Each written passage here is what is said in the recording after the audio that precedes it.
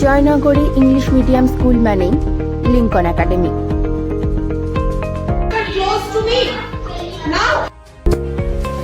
গ্রীষ্মের এই প্রচন্ড দাবদাহে যখন অন্যান্য স্কুলগুলি বন্ধ রাখতে বাধ্য হচ্ছে, তখন লিঙ্কন একাডেমিতে সমস্ত ক্লাসরুম এসি থাকার কারণে এই প্রচন্ড গরমেও স্টুডেন্টরা পড়াশোনা করতে পারছে। তাদের কাছে প্রচন্ড গরমটা কখনোই বাধা হয়ে দাঁড়াচ্ছে না।